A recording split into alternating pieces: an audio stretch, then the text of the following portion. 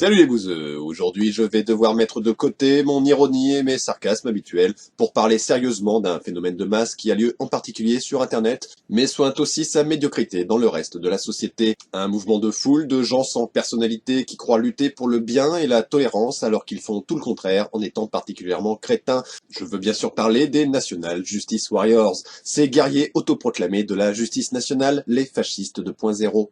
En effet, le National Justice Warrior prétend lutter pour une juste cause, la défense de sa patrie et de l'unité nationale contre les divisions, la guerre des sexes, ou encore la décadence morale d'une société qui part à volo. Rendez-vous compte, il y a des gens qui sont différents, qui ne rentrent pas dans leur case préconçue et ont l'audace d'exister. Alors le National Justice Warrior, qui est un gros conformiste, se sent investi d'une mission divine, faire en sorte que tout le monde lui ressemble en militant sur Internet, ce champ de bataille. En effet, pour le National Justice Warrior, qui est communautariste, si tu n'es pas un homme blanc, riche, hétéro et cisgenre, tu es très méchant. Pour lui, les femmes veulent lui couper les couilles, les pauvres sont des parasites jaloux, les personnes non blanches veulent lui voler sa femme et le remplacer, tandis que les LGBT aspirent à le sodomiser.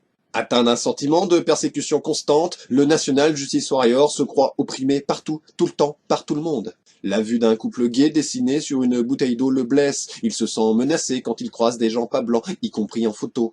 Un simple arc-en-ciel devient pour le National Justice Warrior la preuve que des méchants LGBT manigancent dans l'ombre afin de lui voler son hétérosexualité, afin de détruire sa virilité qui ne semble pas très solide pour ne pas résister à un arc-en-ciel. Ou encore pour le National Justice Warrior, une femme qui ne veut pas lui montrer ses cheveux est une vile provocatrice, et une femme qui montre ses seins aussi. Malgré cela, le NJW se prétend plus tolérant que les autres. Regardez-moi comme j'accepte les propos racistes. Acclamer ma tolérance envers l'homophobie. Je suis quelqu'un de bien, de sympathiser avec les fascistes. Ça prouve comme je suis ouvert d'esprit, c'est moi le gentil. Mais le NJW est un hypocrite dont la tolérance est à double standard. C'est celui qui a plus de facilité à faire copain-copain avec un nazi qu'avec un juif. D'ailleurs, le National Justice Warrior traite les autres de collabos et croit qu'il aurait été résistant pendant la guerre, et pourtant il déteste autant les migrants, les étrangers et les gauchistes qu'il aime l'autorité, la discipline et les aigles en marbre de 20 mètres de haut. Couché Marceau. Bref, le National Justice Warrior est idéologiquement plus proche de Klaus Barbie que de Jean Moulin. En bon fasciste, le National Justice Warrior est un gros soumis à l'autorité et à la tradition. Il défendra coûte que coûte la police, tout en se prétendant anti-système alors que la police est là pour défendre le système car le National Justice Warrior est stupide. Le NJW est un moralisateur, il accorde énormément d'importance au sacré, comme les religieux, comme les islamistes. Il va jusqu'à sacraliser la langue française en luttant contre l'écriture inclusive qui risquerait de faire penser aux femmes, vu qu'il les méprise. Son argument, c'est de dire que l'Académie française est contre. L'Académie française étant un ramassis de vieux blancs riches qui font du copinage depuis 4 siècles avec le prétexte de créer un dictionnaire, leur productivité étant d'un dictionnaire par siècle. Ainsi, le NJW se soumet à l'autorité de vieux blancs riches qui ne savent rien faire de leurs 10 doigts car en plus d'être incontinents, ils sont incompétents. À l'aide des réseaux sociaux qui l'inondent de sa suffisance et de sa vacuité intellectuelle, le National Justice Warrior se fait très souvent passer pour ce qu'il n'est pas.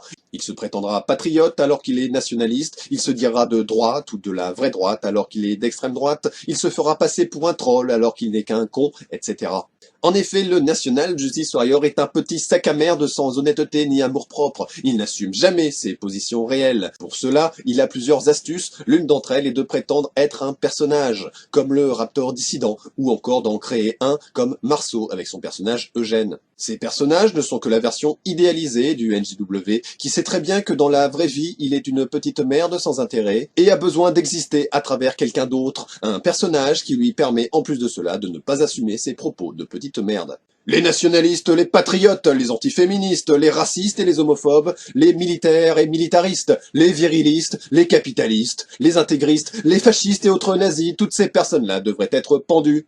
Je dis ça uniquement par provocation et pour faire rire les gens car je joue un personnage. Si vous le prenez mal, c'est que vous n'avez pas d'humour. Mais le National Justice Warrior ne comprend pas l'humour. Il croit que le second degré, c'est ne pas penser ce qu'on dit, alors que c'est tenir un propos plus subtil qu'il n'y paraît, car le National Justice Warrior déteste la subtilité. Mais aussi la réalité, c'est pourquoi il refuse toujours qu'on mette des mots sur des faits, qu'on dise ce qu'il est, un raciste, sexiste, homophobe et fasciste. Pour esquiver ce constat sur ses idées de minable arriéré conformiste, il se prétend alors insulté parce que, attention, c'est pas gentil de lui dire ça et c'est pas bien de pas être gentil.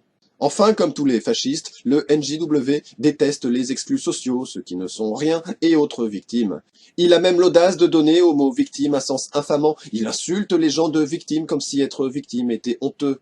Cette leçon de morale, souvent accompagnée d'une injonction à l'honneur tout autant moralisatrice, nous dévoile ce qui est peut-être le plus important de l'idéologie du National Justice Warrior. Se plaindre, dénoncer, revendiquer pour améliorer sa situation serait honteux. C'est donc bien grâce à ces leçons de morale sans justification rationnelle que le National Justice Warrior cherche à imposer sa domination pour étouffer toute forme de progrès.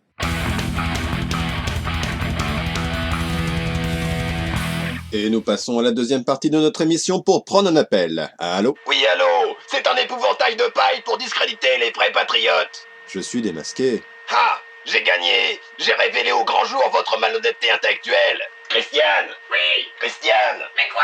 J'ai mouché le gauchiste! Allô? J'ai révélé au grand jour sa malhonnêteté intellectuelle. Et c'est pour ça que tu me déranges? S'il vous plaît. C'est pourtant pas compliqué de les mettre en place, les petits pédés de gauchistes. Ils ont pas d'argument!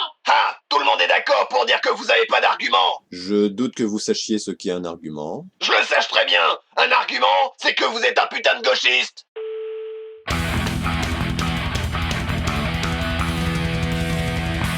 Notre émission est désormais terminée, j'espère qu'elle vous a plu. N'hésitez pas à le préciser dans les commentaires. Vous pourrez retrouver dans la description les liens pour me suivre sur les réseaux et me soutenir sur Tipeee. On se retrouve dans quelques jours pour la prochaine émission chaque dimanche et mercredi midi. Allez, salut les bouseux!